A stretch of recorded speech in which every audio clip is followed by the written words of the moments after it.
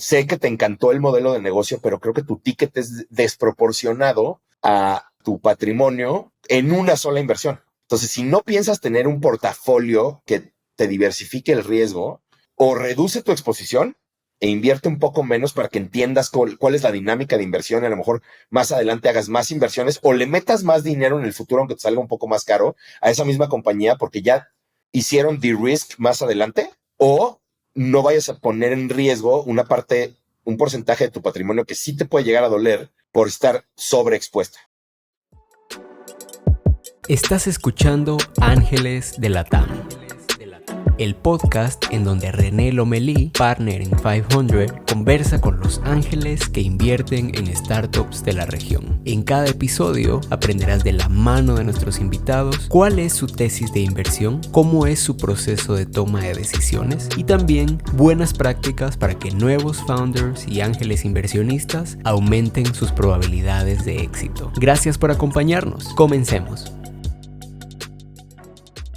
Bienvenidos y bienvenidas a este nuevo episodio de Ángeles de Latam. El día de hoy tenemos un invitado que me emociona mucho tener en el podcast, Manolo Atala. Manolo es emprendedor e inversionista, hoy cofundador y CEO de Fairplay, una plataforma de financiamiento para apoyar a emprendedores en e-commerce para ayudarlos a escalar. En el pasado, Managing Director en Corner Shop, COO en Mountain Nazca, co-founder en Pulpomatic y Parkkiller, y me puedo seguir con esa lista.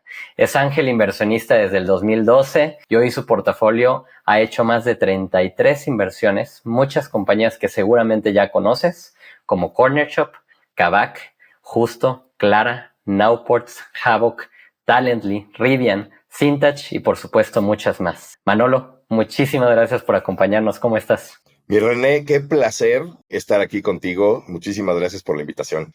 Oye, Manolo, pues para arrancar, me encanta escuchar la historia primero de nuestros invitados. La tuya particularmente, como decía, me emociona mucho tenerte en el podcast porque hay pocas personas que llevan invirtiendo en Latinoamérica desde el 2012 y por supuesto con el portafolio que acabo de escribir más.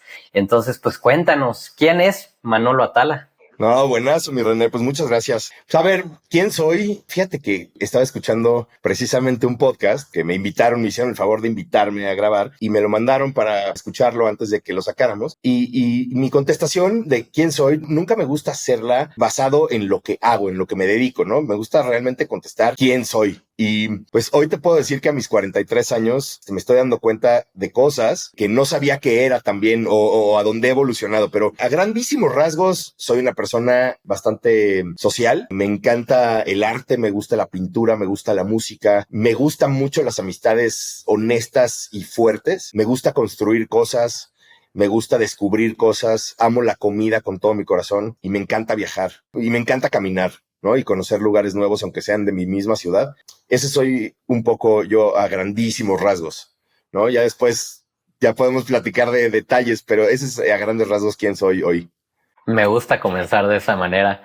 Y ahora llevándolo un poquito a lo profesional, cuéntanos de tu background. O sea, hablaba en este intro de una lista de cosas profesionales que has hecho y pues me encantaría escuchar pues cómo es que empiezas en tecnología, porque creo que uno de los primeros roles que tuviste pues tiene que ver con haber participado un rato en Yahoo, luego llevar Groupon en México. ¿Cómo es que llegas a la tecnología en lo que yo diría en los early days, no?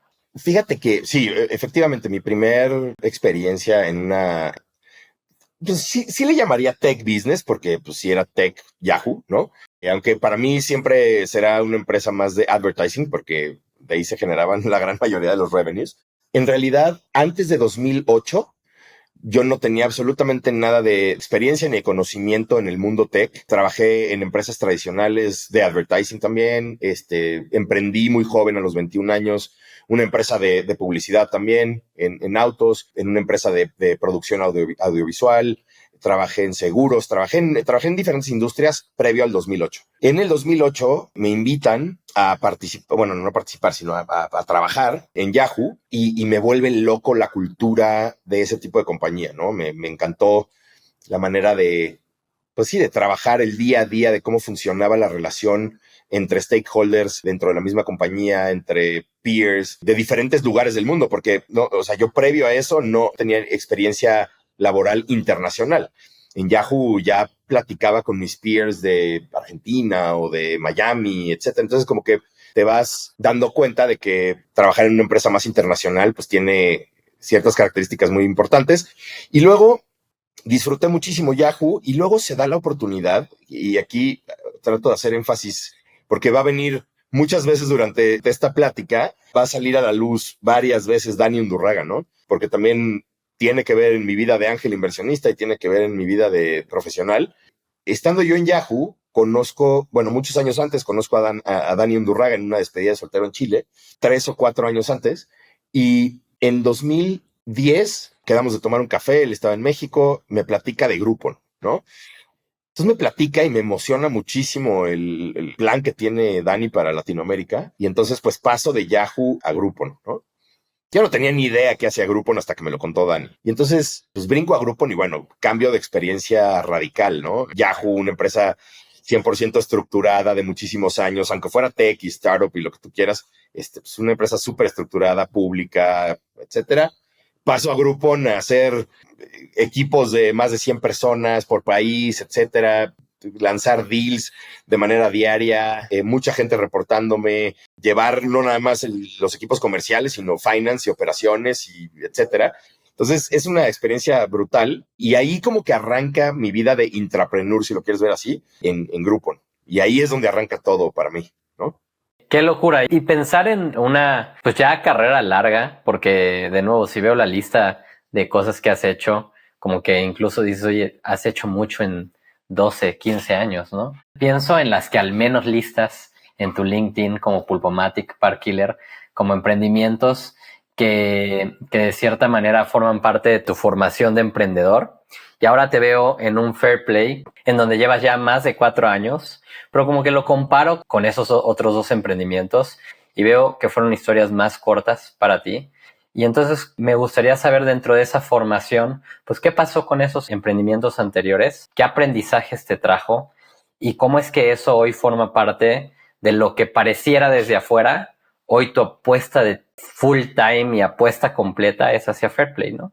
Digo, qué curioso que haces o que lo planteas de esta manera, porque fíjate lo curioso. Andrew, mi socio y yo somos amigos desde hace 31 años, 32 años, desde que éramos muy niños. Y él una vez ha sido la única persona que me ha hecho ver, por lo menos en el pasado, me hizo ver esto que me comentas ahora, ¿no? O sea, como que mis lapsos de tiempo en diversos proyectos eran no tan largos, ¿no? Y él una vez me lo dijo, o sea, como me dijo, oye, como que siento que estás brincando a diversos proyectos bien interesantes uno y otro, pero como que no has tenido esta, no sé cómo llamarlo, como esta convicción tan fuerte, o tal vez no convicción, o sea, a lo mejor sí tenía una alta convicción, pero no un interés profundo en hacer una sola cosa por un largo periodo de tiempo hasta llevarlo a su máxima expresión, ¿no? Y eso me dejó pensando mucho. Esto fue a lo mejor, no sé, habrá sido en el 2014, por ahí. Entonces eso me dejó pensando mucho y después se siguieron pasando esas cosas que Andrew me hizo ver en ese momento hace muchos años y efectivamente como que Fair Play me hizo sentido en todos los aspectos, me hizo sentido a nivel redondo en general en mi vida, ¿no? A nivel personal, profesional, mis emociones y mi corazón y mi cabeza está sumergida 100% en Fair Play y me llena muchísimo. Entonces, tal vez nunca había tenido como la combinación de absolutamente todo para yo poder decir, ¿sabes qué? En esto sí estoy for the long run, for the mega long run, porque en Fair Play sí te puedo decir, si me veo en 10 años aquí, sí, ¿no? Con algo gigantesco. Y a lo mejor antes me veía en lapsos muy cortos de tiempo participando en una etapa de la compañía, ¿no? Y ahora me veo en muchas etapas. Ya, como identificándote más como alguien que le gusta la parte de cómo inician las cosas, pero no necesariamente terminar de crecerlas, ¿no?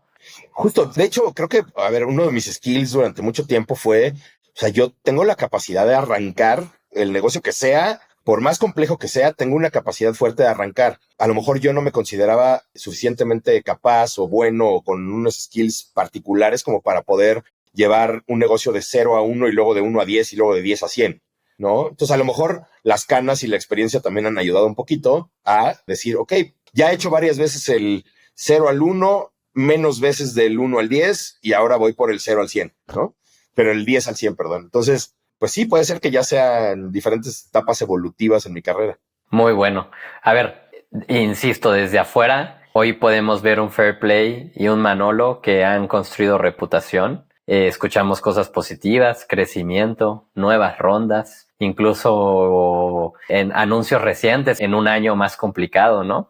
Entonces, lo que te quería preguntar, como tal vez la última pregunta relacionada a tu emprendimiento, porque me gustaría cambiar el tema a inversiones, pero ¿qué define el éxito para ti? ¿Y qué es lo que quieres conseguir? Ahorita decías, me veo aquí 10 años más, potencialmente más. ¿Qué quiere decir eso? Es una buena pregunta porque mi definición de éxito a lo largo de los años ha cambiado muchísimo. Yo creo que cuando era muchísimo más joven, no sé, a lo mejor en mis early 20s, el éxito se veía muy de la mano con aprobación social y con dinero, ¿no? O sea, como que el éxito cuando eres demasiado joven tiene que ver si te va bien a nivel económico o si tienes mucha aprobación social. En mi caso, pues cuando estaba en la música, o sea, era mucha aprobación social, o sea, pues, yo quería ser un rockstar, ¿no? Al final del día. Reconocimiento y aceptación social. Bueno, no sé si aceptación social, pero reconocimiento es la palabra. Y pues digo, al final es normal que a lo mejor cuando estás muy joven tengas ese tipo de interés o que catalogues el éxito de esa manera. Conforme fui creciendo, a lo mejor en mis 30s, el éxito fue migrando a cosas muchísimo más simples, pero tampoco salía mucho del reconocimiento y del dinero, ¿eh? Pero sí había más temas de impacto, propósito, etcétera. O sea, iba modificándose esa versión o esa definición de éxito en mi cabeza y en lo que hacía, ya con cosas un poquito más profundas como, te digo, impacto, propósito, etcétera. Y ya pasados los 40 también ha cambiado bastante más. O sea, creo que el éxito para mí hoy tiene más que ver con qué cosas son las que más disfruto en mi vida hacer, cómo impacto positivamente a mí, a la gente de mi alrededor, a mi país, etcétera, o a una industria o algo, si tiene que ver con lo profesional, pero es más con qué hago yo por mí y por los demás que me haga feliz a mí y que haga feliz a los demás también. Entonces, ya tiene más que ver con impacto y propósito, ya casi 100%, ya no tiene nada que ver con lana, porque la lana al final del día es una consecuencia, ¿no? Si haces las cosas bien y si estás impactando, normalmente, no siempre, pero normalmente viene acompañado de una remuneración económica. Pero no es que no me importe, claro que es importante, pero me ocupa más mi cabeza el enfocarme en lo que me hace realmente feliz y lo que me hace ser yo y las cosas que me den libertad de hacer y de desarrollar y de tener espacios creativos para hacerlas. Eso es más mi significado de éxito. Algo que me permita hacer las cosas en las que soy bueno, en las que me gustan, en las que disfruto. Llámese una caminata en el parque o construir un negocio de $1,000 millones. O sea, puede ser cualquiera de las dos. Entonces, la evolución del éxito para mí ha sido constante. Me encanta. Me hace pensar en cómo responderías esta pregunta cuando cumplas 50, 60 y cómo va a ir migrando, ¿no? Cuando cumpla 65, pues ya a lo mejor te vas a decir, el éxito para mí es no haberme roto la cadera nunca hasta el día de hoy. Ojalá. Ojalá. Oye, Manolo, me gustaría regresar un poquito en el tiempo. 2015, formas parte del equipo de Corner Shop como Managing Director. Y desde mi punto de vista, Corner Shop es una de las transacciones de adquisición más relevantes en nuestro ecosistema en Latinoamérica en los últimos años. Y debe de haber muchas cosas interesantes que viviste desde adentro y cerca también como inversionista, que me encantaría que nos pudieras compartir un poquito de eso, ¿no? Entonces, primero, entender cómo es que terminas trabajando para Corner Shop. Ahorita mencionabas un poco la relación con uno de los cofundadores, pero ¿cómo terminas y cómo es que alguien que primero toma un rol o que vino primero también termina como inversionista de una de las compañías que tiene esa historia, ¿no? Claro, pues mira, la verdad es que el cómo acabé trabajando en Corner Shop, el tiempo que estuve en Corner Shop, fue bastante circunstancial, porque me acuerdo que en febrero del 2015, Dani y Oscar me invitan a pasar unos días en San Francisco para platicarme de una idea que tenían, ¿no? Que bueno, después esa idea se convirtió en Corner Shop. Y entonces, primero me invitan a contarme la idea y para invitarme a invertir, porque al principio ellos estaban hablando también con varios, bueno, su círculo más cercano de pues emprendedores e intraemprendedores o gente pues en la que confiaban porque ya habían trabajado con esas personas antes, como es mi caso. Y entonces me platican, me encanta el modelo porque no era algo que viera yo en la TAM pronto, que poco después salió Rappi con otro approach, pero cuando me platican me gusta mucho, pero lo más importante para mí fue, quiero ser parte de lo que hagan estos tres tipos porque me parecen emprendedores fascinantes. O sea, porque ya los había visto trabajar, ya había experimentado el trabajar con ellos. Entonces sabía exactamente cómo operaban, cómo ejecutaban, el tipo de cultura que tenían, etcétera. Entonces, pues ya los conocía tan bien que decía, es que confío plenamente en la ejecución de Oscar, Dani y Chuck. Entonces, pues como inversionista, para mí fue un no-brainer entrarle, ¿no? Desde el día uno. Entonces, primero viene la inversión. Primero, pues es que todo pasó muy simultáneamente, porque en ese viaje me invitan a invertir. Les digo, por supuesto que sí. Y es más, o sea, en cuanto regrese a México, yo me encargo de conseguir otros ángeles inversionistas que le entren a esta idea. Todavía ni siquiera se llamaba Corner Shop, o sea, ni siquiera tenía nombre todavía.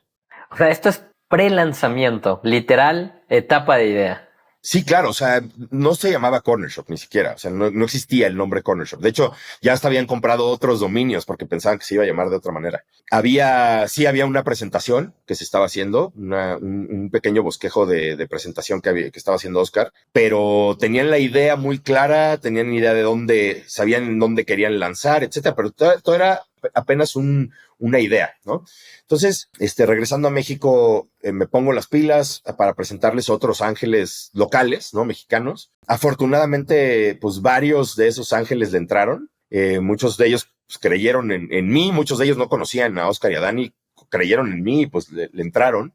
Y entonces, muy poco tiempo después de esa reunión en San Francisco, pues me invitan Oscar y Dani a unirme al equipo. Y el acuerdo, la verdad es que era short term, porque yo ya tenía la idea de lanzar una compañía yo, ¿no? Entonces les dije, tengo un espacio de tiempo en donde puedo yo lanzar México sin problema, etcétera, pero un poco más adelante voy a emprender yo, ¿no? Entonces me dijeron, órale, va, y vamos viendo cómo se desarrolla esto, pero gracias por la honestidad y si es corto plazo, entendemos bien, y entonces yo armé el equipo de México, los primeros 5, 6, 7 personas las contraté yo, en lo que ellos contrataban también el equipo desde Chile. Y entonces así fue, o sea, así inició todo, primero como invirtiendo y casi simultáneamente pues trabajando y lanzando México. Te vas como un año después. Y de hecho una de las preguntas que quería hacerte, que ya de cierta manera la respondes, es ¿por qué irte, no? Pero para cambiar un poco la pregunta, te vas, la relación claramente la tienes desde hace mucho tiempo y seguramente eras cercano al equipo en todo el proceso de crecer Corner Shop. ¿En qué momento dirías, tú como su inversionista y como alguien que estuvo dentro del equipo, dijiste, esta compañía es o va a ser un gran éxito? ¿Qué dirías que fueron las cosas que detonaron en ti el cambié de confío en este equipo y está padre lo que están haciendo se acaba de convertir algo que nadie va a parar? Fíjate que, a ver, yo sé que es muy fácil después de muchos años y después de ya un éxito muy visible allá afuera, decirlo, ¿no? Muchos años después, es que yo sabía que era posible. Y voy a dejar eso de lado un poquito. Te voy a hablar de mi convicción, tanto en el negocio como en ellos, de por qué para mí era un no-brainer invertir en esa compañía. No te voy a decir que sabía lo que iba a significar los grocery delivery models en la TAM. No, pues porque no lo sabía. Lo que sí sabía era el perfil que tienen estas tres personas en particular es muy sui generis. Tienen una combinación casi perfecta entre tecnología, management y ejecución operacional. Pero lo curioso es que cada uno de ellos tiene uno de estos skills más desarrollado que el otro. Entonces, a nivel management, o sea, uno de los mejores CEOs de la historia para mí es Oscar. Tiene unas cualidades muy particulares de cómo define la visión de un negocio, cómo le habla a los inversionistas, pero cómo le habla a los equipos, la manera en la cual te impulsa a ser mejor ejecutivo o persona profesional es brutal. Su estilo, su manera en particular es increíble. Entonces es un muy buen CEO. Chuck, por el otro lado, tiene tres cosas bien potentes. Una de ellas es el mejor operador que conozco. O sea, el mejor ejecutor que conozco es Chuck, Juan Pablo Cuevas. Pero aparte tiene un elemento muy curioso. Él es developer. O sea, él hace código. Él es ingeniero. Aunque él era el COO, él es ingeniero. Entonces, él entiende muy bien cuál es el valor de la tecnología para poder ejecutar y tiene la capacidad de solicitar al equipo de tech o incluso a veces hasta dirigir los esfuerzos de tech en la parte operativa para solucionar problemas muy complejos, ¿no? Logísticos, operativos, etcétera. Y aparte tiene una calidez humana brutal. Entonces eso es un elemento, un componente muy importante de Juan Pablo. Y el tercer elemento es, Dani es un increíble CTO que tiene otro superpoder que no normalmente va de la mano. Tienes un CTO con un business savvy person al mismo tiempo. Entonces imagínate lo potente que es eso. O sea, es alguien que está desarrollando tecnología, pero con un foco de business brutal. Tienes a un CEO capaz de mover hordas de personas hacia donde él pone la visión y a los inversionistas igual y jalar inversionistas, etcétera. Tienes un operador cuasi perfecto, diría yo, con unas cualidades tecnológicas y humanas espectaculares. Entonces tienes un equipo complementario al 100%, en donde aparte tienen conocimiento de desarrollo de cultura interna que hace que todo eso funcione muy bien. Entonces, si no hubieran abierto una empresa de grocery delivery y hubieran abierto otra cosa, seguramente también le hubiera apostado porque seguramente lo hubieran hecho muy bien. A ver, pero acabas de describir cualidades que, si bien estoy de acuerdo contigo y si yo veo esas cualidades en un equipo, también invierto, pero tampoco esas cualidades garantizan el éxito del futuro, porque al final del día van a haber factores en el camino que van a definir, algunos son internos y están en tus manos, algunos son externos y no están en tus manos, que van a definir si lo que ese equipo estaba haciendo hacía sentido en un mercado, si era una historia de éxito o no lo era. Entonces, en el camino, tú lo que estás escribiendo es, este equipo era fabuloso, por eso invertí en ellos. Pero en el camino, ¿en qué momento se convirtió que a lo mejor más evidente? ¿Y qué fue eso que te hizo decir, esta es esa historia de éxito? Fíjate que una de las cosas que yo tuve la oportunidad de ver, o sea, de palpar, ¿no? Tangible y visualmente, fue la atracción que empezó a generar en ambos países, tanto en Chile como en México, la repetición, pero sobre todo la experiencia del cliente. O sea, lo que empezaron a decir los embajadores de marca que se crearon de boca en boca. O sea, esa experiencia que empezaban a tener es que es magia, ¿no? De cómo pides, cómo te llega, cómo toda la experiencia de la app, etcétera, etcétera. Esos comentarios que empiezas a escuchar de primera mano, porque muchos de los usuarios de Corner Shop al principio en México, pues muchos eran amigos míos, gente cercana que yo les mandaba como códigos de descuento y una liga para que se bajaran la app, etcétera, etcétera. Y es más, yo sabía exactamente cuando compraban porque me llegaban el member get member de que ya tal persona utilizó Corner Shop, ¿no? Y ya compró por primera vez, ahí te van 100 pesos de crédito, no sé cuánto, ¿no? Entonces me hablaban amigos y gente para decirme, es que, güey, ¿qué onda con la experiencia de esto? O sea, literal es magia. Es increíble la experiencia, etcétera. Y empezar a ver los números, cómo duplicaban y triplicaban cada semana y o sea, eso ya dije, esto se va a convertir en algo muy, muy, muy grande, sumado también un poco a las cosas que yo venía absorbiendo de Oscar en cuanto a la visión que tenía de la compañía, ¿no? Entonces me permitió ver muchísimo más allá de lo que yo podía ver a nivel operativo en el día a día. Muy bueno. Recuerdo esos, seguramente fui de los primeros también en probar porque el early adopter que tenemos dentro, pues definitivamente nos llevó a eso. Recuerdo ese sentimiento de impresionarte con algo que simplemente es diferente y es bueno. Te hago una pregunta un poco distinta. Los que estamos en Venture Capital podemos celebrar muchas victorias, pero muchas de ellas van a estar en muchas de estas historias todavía en papel. Corner Shop es un ejemplo de liquidez en el ecosistema en donde la gente, supongo, hizo dinero. Y de tu lado me gustaría ver cómo percibes o cómo viviste esa experiencia de ver esa liquidez y cuál es el impacto de esa liquidez, porque me imagino siendo una de esas historias en donde a lo mejor algún ángel inversionista fue su primer y único deal. De repente hoy está haciendo más inversiones y en el transcurso de ese momento de la liquidez no hizo más que una. Y me gustaría que nos cuentes cómo es que esos eventos de liquidez movilizan desde tu punto de vista en impacto a un ecosistema como el nuestro, desde donde a ti te tocó verlo, ¿no? Claro. Y fíjate que lo describes de una manera bastante adecuada, porque efectivamente Corner Shop obviamente no es el único caso de un evento de liquidez, pero ha sido de los pocos que han sido un evento de liquidez, o sea, desde el principio, armado, desarrollo, construcción y venta, y en una parte con unos múltiplos de retorno muy importantes, ¿no? Porque sí ha habido momentos de liquidez, sobre todo tú como VC lo viviste muy de cerca en 2021, o había secundarias, haz de cuenta que había más secundarias que chinches en la UNAM ahorita, ¿no? Pero para mí no es lo mismo, es diferente, y por eso te digo que lo describiste bien.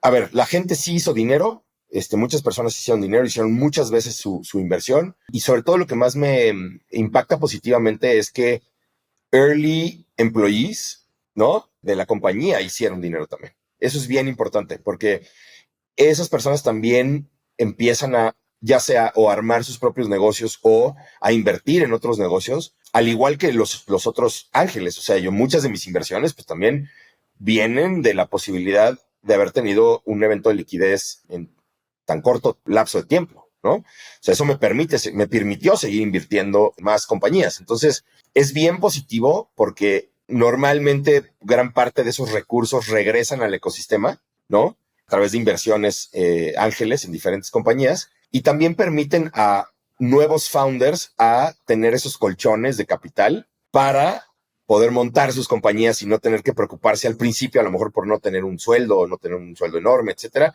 para poder tener sus colchones para emprender. Entonces creo que es bien positivo y fue, pues sí, como tú dices, uno de los eventos de liquidez de principio a fin más impresionantes de esta región en general. Justo lo veo así, no limitándolo al único, pero sí como lo describes, ¿no? De inicio a fin, en donde el círculo se hace completo. Y me encanta escuchar justo esas historias que mencionas de early employees y gente que se capitalizó para salir a construir lo siguiente. Porque sí creo, y me encantaría ver mucho más esas historias en Latinoamérica, sí creo que el founder que sale a construir con libertad financiera se atreve a construir cosas con retos más grandes, y no estoy generalizando porque seguramente no lo podemos solamente generalizar hacia ese lugar, pero sí creo que si no te quita el sueño, cómo pagas las cuentas, sí puedes atreverte a hacer algo más retador y mucho más grande, y entonces me encantaría escuchar más historias de esas. No sé tú qué opinas de eso. Me encantaría poder escuchar más historias. Creo que van a venir más historias. O sea, creo que esto no va a quedar aquí. Yo creo que viene una época de mucha consolidación en los siguientes años. Tal vez no este año o lo que queda o el primer semestre del próximo año, pero creo que viene una etapa de consolidación interesante en donde vamos a poder ver, a lo mejor, si bien no exits muchísimos de ese tamaño, del tamaño de Corner Shop que estábamos hablando, yo creo que sí va a haber mucha consolidación de otros negocios que van a tener salidas, pues no sé, entre 100, 200, 300 millones de dólares, que para mucha gente, dependiendo en qué etapa hayas invertido, pues vas a tener bastantes veces, un múltiplo de bastantes veces tu dinero. Y creo que eso va a devolver algo de liquidez al ecosistema y creo que se va a volver a reinvertir, ¿no? Pero sí, creo que estoy muy convencido de que vienen cosas muy importantes, porque ten en cuenta que muchas de las compañías grandes ya van en su año 6, 7, 8. Hay muchas compañías allá afuera que digo, no estoy vaticinando absolutamente nada, pero tenemos un clip que ha hecho muy bien las cosas, que lleva muchos años en el mercado y que vienen cosas creo que interesantes para ellos. Tienes un Kavak que lleva muchos años haciendo las cosas también muy bien. Tienes un Justo que lleva menos años que Kavak y menos que Clip, pero que viene haciendo las cosas consistentemente bien. Tienes Nowports que ha crecido muchísimo. O sea, tienes varias compañías que al final del día están generando valor, captando valor, creciendo, y que down the road, no sé, te estoy hablando de 2, 3 años, creo que va a haber resultados positivos para muchas de estas compañías, ¿no? De acuerdo. Y no todas tienen que ser el $1 billion company. Acabas de decir un par de ejemplos de salidas de $100 millones y cosas similares. Son casos extraordinarios en donde tanto los fundadores como early investors hacen life-changing money, 100%. Totalmente. De hecho, digo, no para todos. Es que es bien curioso. No sé si veías una gráfica que sacaba el otro día, no me acuerdo qué inversionista, sobre la salida bueno, precisamente la salida a bolsa no me acuerdo si era de Instacart o era la de Stripe, puede ser. No sé. De un inversionista ya en la serie D o en la serie, no sé, que pues obviamente el price per share que pagó ese inversionista no le resultó ni siquiera en un retorno, a lo mejor quedó flat, pero a lo mejor el múltiplo de los que entraron en la serie, whatever, no sé, en la serie A o en la C o en la que sea, pues no sé, a lo mejor había tenido un múltiplo de 100 y tantas veces su dinero, etcétera, porque pues, llegó un momento en donde las valuaciones se inflaron tanto que muchas series B, C o A incluso, pues no van a tener el mismo resultado a nivel retorno para muchos inversionistas que los super early stage, que a lo mejor sí llegas a hacer múltiplos interesantes con una venta de 100, 200 y 300 millones, ¿no? Este podcast es traído a ti gracias a Descubre.vc, la plataforma que consolida las noticias del ecosistema de startups en LATAM. ¿Quieres estar al tanto de todo lo que sucede en nuestra región? Entra a Descubre.vc y regístrate hoy. Continuamos. A ver, de acuerdo, tiene todo que ver con cuánto capital levantaste y qué precios pusiste antes, pero si fuiste muy eficiente en capital y tuviste esa salida, seguramente es una gran historia de éxito. Manolo, te hago una pregunta. Hicimos en el intro ejemplos de tus 30 y tantas inversiones que incluyen a muchas compañías que están en esa categoría de unicornio o que están en un path de crecimiento y que muchos de nosotros hemos utilizado. Mencionábamos además de Corner Shop Kavak, justo Nowports. ¿Cómo alguien se logra meter en tantos deals en esas categorías que en los primeros días no se ven como los grandes éxitos, pero que hoy sí se ven como grandes éxitos? Mira, es bien interesante esta pregunta. Yo creo que un elemento importante es suerte también, porque he estado en el lugar preciso, en el momento preciso, con la gente correcta. Otro de ellos es también, llevo mucho tiempo en este ecosistema. O sea, como empecé en 2010 a estar más o menos en este ecosistema como de e-commerce, diagonal, tecnología, muy temprano, teniendo amistades muy cercanas con fondos de inversión. O sea, al final del día, muchos de los founders de los fondos principales de México, pues es gente cercana a mí por el tema personal, no tanto por el tema profesional, o sea, incluyendo 500 y todos los inicios de lo que fue antes de 500, igual, la gente de Nazca, con Héctor desde hace miles de años, con la gente de Dila igual, por un tema personal que profesional, con Cometa igual, o sea, como que he estado ahí presente alrededor de donde se mueve el deal flow. Y muchas de estas personas en donde o compañías en donde he tenido la gran oportunidad de invertir, son compañías que han salido de otros lugares que también son cercanos a mí, ya sea que vienen o de un fondo o de otra startup que yo conozco, etcétera. Entonces, mucho del deal flow pasa por mis manos de manera muy temprana, porque también muchos de estos founders saben que puedo esparcir un poco su deal a muchos fondos, a muchos otros ángeles, etcétera. Entonces, pues no sé, me da la sensación de que a lo mejor puedo llegar a ser como un pequeño nodo de conexión entre fondos, otros ángeles, otros founders que podían volverse ángeles, etcétera. De hecho, monté hace mucho tiempo un chat de ángeles inversionistas. Ya somos como 100 y tantas personas. Obviamente ya cambió de rumbo ese chat. Sigue siendo de angel investing, pero ya hay varios fondos o varias personas que trabajan en fondos en donde reciben pues mucho deal flow, super early stage ahí en ese chat. Entonces como que me gusta mucho conectar a gente. Entonces también muchos otros colegas emprendedores me mandan el deal flow que les llega a ellos o ellas y viceversa, y a los fondos igual. O sea, yo soy también a veces como deal flow maker para algunos fondos. Entonces, pues como que se fue dando en el tiempo. Entonces es mucho, sí, suerte de estar ahí en el momento correcto, lugar correcto, gente correcta, pero también como que, pues yo me puse ahí porque me interesa mucho este tema, ¿no? Entonces fui trabajándolo poco a poco. ¿Es algo que hiciste de manera consciente o se te daba de tener múltiples relaciones, mantenerlas, que no a todo el mundo se le da hacer eso? ¿O era natural para ti? Y si miras para atrás, terminó siendo clave en tu estrategia?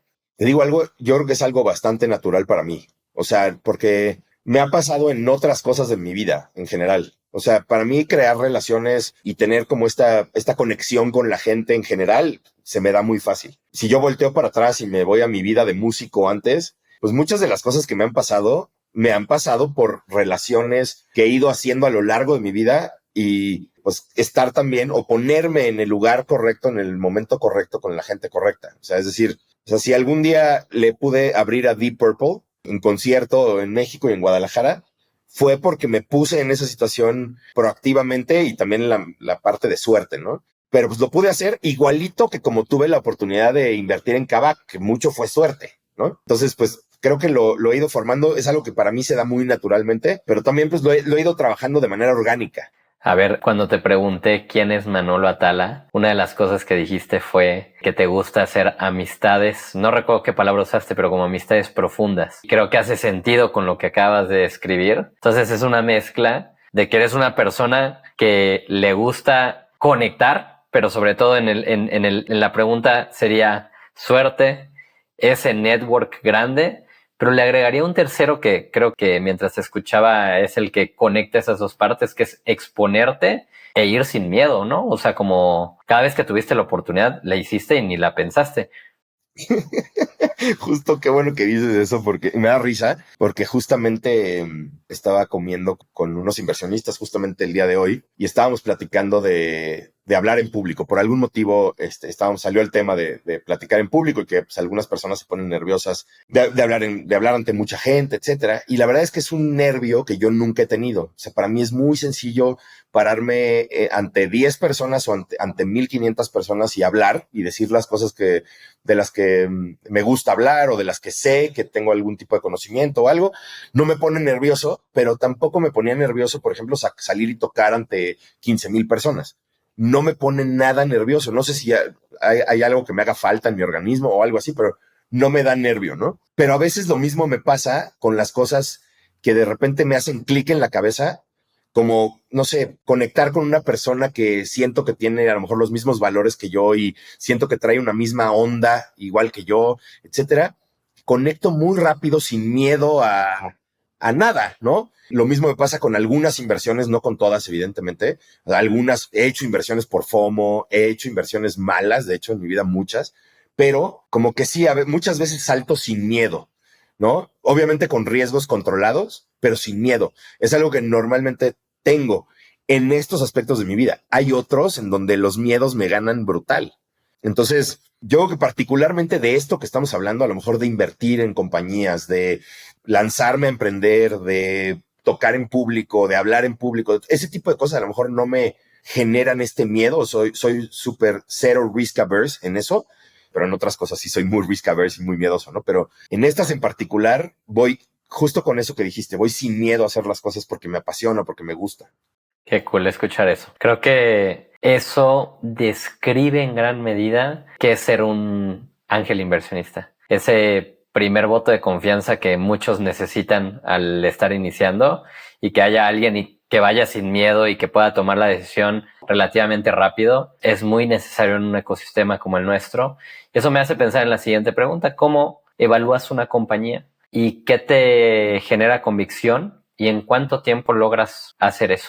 Mira, la verdad es que cuando estás en un proceso, en una ronda seed o pre-seed, creo que el proceso lo tienes que hacer rápido y tienes que ser muy honesto y gestionar muy bien las expectativas de los y las founders porque ellos están buscando velocidad, ¿no? Un poco y convicción. ¿Cómo evalúo? Déjame contestarte en orden de cómo me preguntaste las dos cosas. O sea, al principio la verdad es que trataba de enfocarme en si me hacía mucho sentido el modelo de negocio. Esas fueron te estoy hablando de mis primera inversión y primera y segunda, tal vez, ¿no? Si yo tenía una convicción alta del modelo de negocio, si en mi cabeza hacía sentido, etcétera, ¿no? Y la verdad es que, por ejemplo, te voy a contar un poquito de mi primera inversión, que fue Gaudena. Gaudena fue esta primera como zapatería online, 100%, o sea, como pure player online. Y entonces en mi cabeza hizo mucho sentido. En ese momento estaba obsesionado con sapos en ese momento, ¿no? Entonces yo decía, es que claro, güey, se va a volver el sapos mexicano o el sapos latinoamericano, ¿no? Y además de eso, o sea, súmale que tenía 3 founders excepcionales. Entonces me gustaba aún más. Y esa fue mi primera inversión. Entonces pesaba mucho para mí el tema de si me hacía sentido el modelo de negocio. No tenía mayor tesis de inversión que esa. En la segunda etapa, porque durante un tiempo no invertí porque tampoco tenía los recursos para hacerlo, mi siguiente etapa estuvo muy influenciada por metodologías o tesis de inversión de fondos de inversión, ¿no? O sea, obviamente pues tengo la influencia de Nazca, ¿no? Ahí empecé a ver si me hacía sentido el tamaño del mercado, los unit economics, me empezaba a clavar un poquito más en cosas, en fundamentales de negocio que tuvieran sentido, pero principalmente en founders, ¿no? O sea, los y las founders que estuvieran detrás de ese modelo era lo que pesaba junto con ciertas fundamentales de negocio, ¿no? Porque si tú te empiezas a enfocar en las proyecciones y todas esas cosas, pues todos sabemos que las proyecciones que haces en el primer modelo, en la primera corrida, no van a ser reales, ¿no? Entonces, si te enfocas en eso, para mí es un poco perder el tiempo. ¿Sabes en qué sí me enfoco de las proyecciones? En que tengan lógica de cómo se calcularon. No me importa que se vayan a dar o no, sino que haya una lógica, cabeza detrás de eso, que hayas visto trabajo detrás de eso, ¿no? Que tenga una cierta secuencia, una cierta lógica, etcétera. Entonces, mi tesis, la verdad es que es rápida. Me enfoco mucho en unit economics. No me gusta ver modelos que subsidian mucho número de usuarios y cosas así. He tendido más hacia más modelos B2B con el tiempo que B2C. Antes estaba muy casado con B2C, ¿no?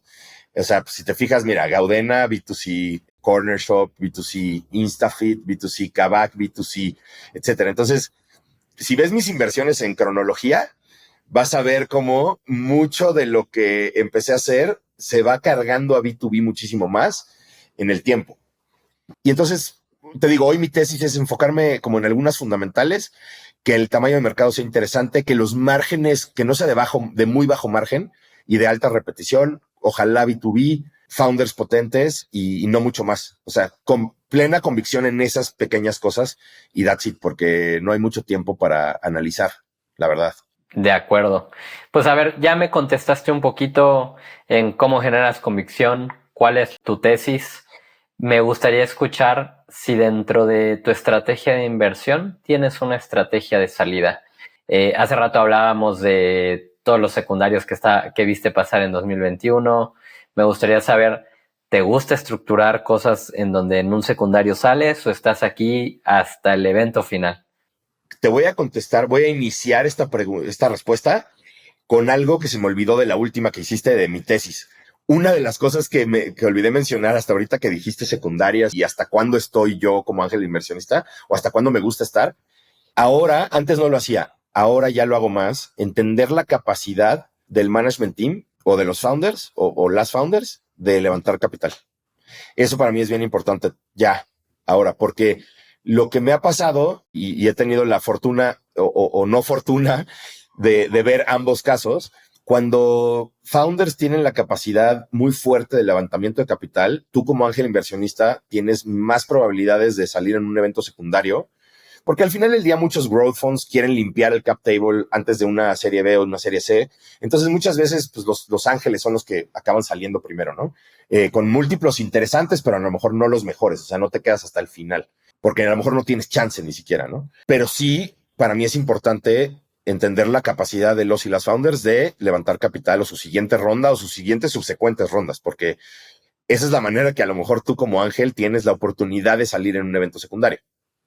Si no pasa eso, ese seed money va a ser el único que habrá for the long run, ¿no? Entonces, eso se convirtió en algo importante para mí como parte de mi tesis también. Entonces, ahora sí te respondo hasta cuándo me quedo. A ver, depende mucho también cómo sea la circunstancia de la compañía y de las rondas subsecuentes. Es decir, me ha tocado que SoftBank me saque, ya sabes, porque hace pues, un cierto tipo de presión a veces de, oye, ¿sabes qué?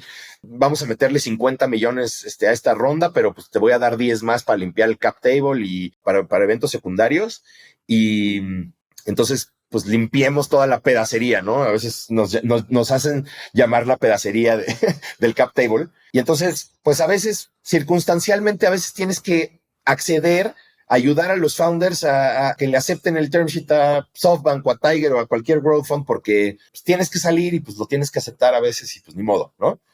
A mí, honestamente, si no tengo una necesidad de liquidez brutal, trato de poder captar más valor en el tiempo, ¿no? Entonces, con lo binario que eso significa. O sea, porque a lo mejor te dicen en la serie B, oye, ¿sabes qué? Tienes a lo mejor chance de hacer 14X ahorita, o te quieres esperar hasta hacer 75X, pues, o cero, ¿no? Entonces, pues, sigue siendo muy binario. O sea, si tienes, yo tengo un muy buen amigo que su frase favorita es, mira, el último dólar que se lo lleve a alguien más, a mí denme mi 4X o mi 7X o mi 8X y me voy feliz. Yo a veces no soy así, o sea, hay veces que digo, ¿sabes qué? Prefiero irme for the long run para captar la mayor cantidad de valor posible en el tiempo.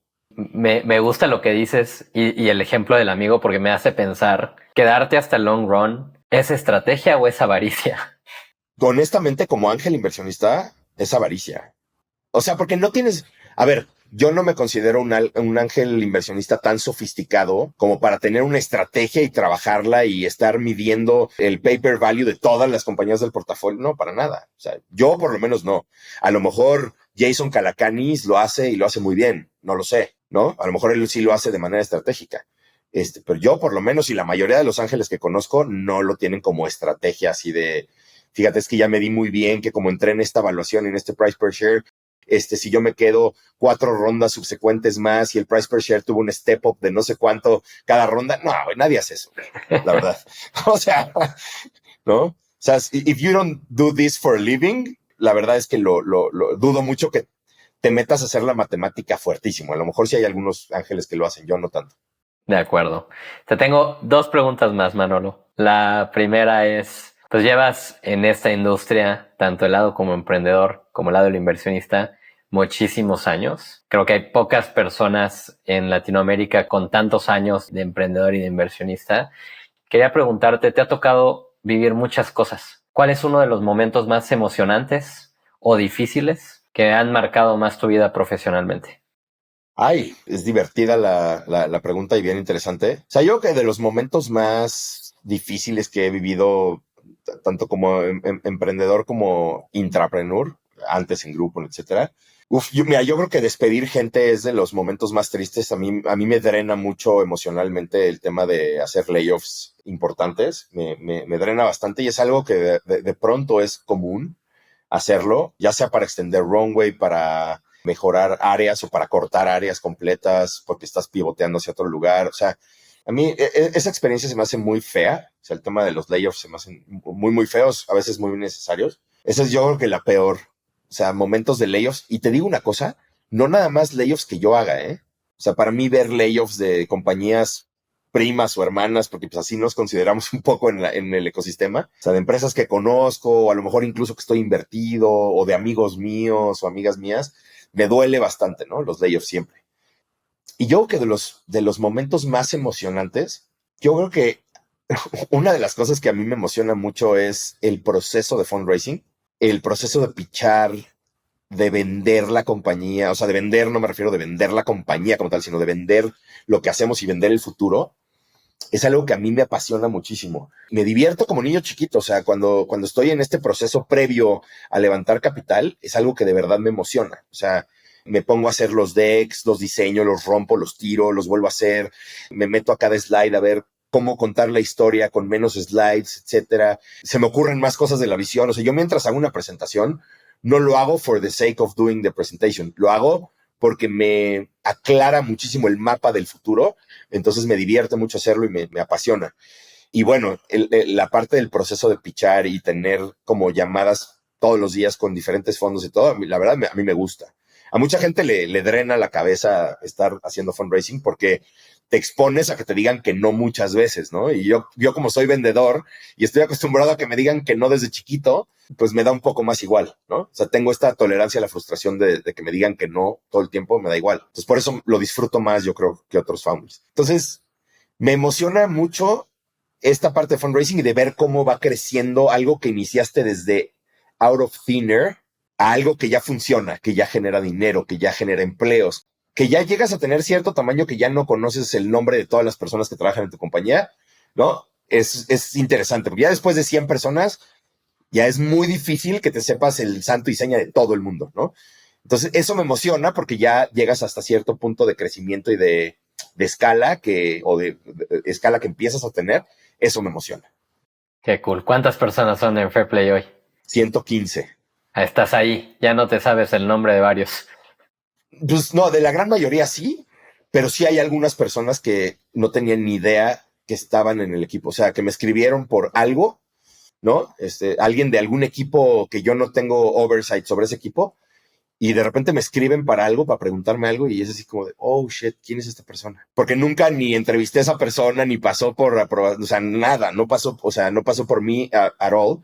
Entonces digo, wow, ya estamos creciendo más, ya somos más de 100. Qué cool. Listo. Y pues última pregunta, Manolo. ¿Un aprendizaje o consejo que te hubiera gustado tener cuando hiciste tu primera inversión en el 2012? Que de pronto te hubiera ayudado a ser mejor inversionista desde el día uno. Que de pronto hoy, con todos los años de experiencia, ya sabes, pero en ese momento no lo sabías. Muy buena pregunta. Creo que una de las principales, si bien, como te decía antes, no tienes tiempo ni brain power para poderte meter a hacer un due diligence adecuado en una etapa tan temprana, creo que sí, este consejo me hubiera ayudado mucho. O sea, como que para mí, de las cosas más importantes son que los unit economics hagan sentido, o sea, literal, sentido financiero y que tenga, o que por lo menos cómo te los explicaron los y las founders, tenga un sentido y una cadencia correcta y que el mercado tenga un cierto tamaño para poder llegar tú a tener cierta escala. Antes yo no entendía o no me enfocaba tanto en el tema del tamaño del mercado y no todo es eso, pero es una combinación de diferentes cosas. Como yo hoy sí te puedo decir que me enfoco en 5 o 6 cosas rápidas que se pueden ver rápidas, aunque sean assumptions, o sea, pueden cambiar y puedo estar equivocado o ellos o ellas equivocadas al contarme la historia. Pero si yo me enfoco en 5 o 6 cosas, para mí es relativamente fácil decir, ¿sabes qué?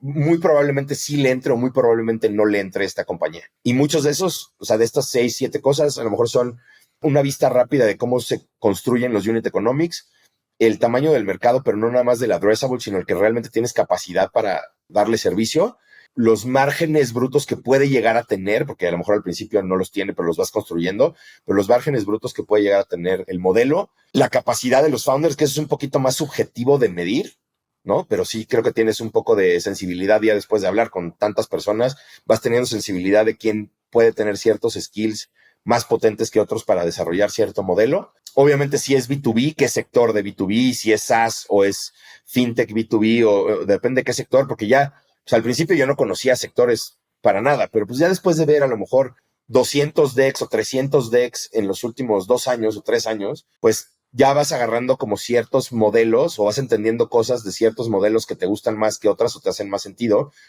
Por ejemplo, yo hay ciertos modelos de fintech que no le entraría ni de broma. No los quiero mencionar ahorita porque conozco mucha gente que tiene esos modelos, pero yo personalmente no invertiría en esos modelos porque no me gustan.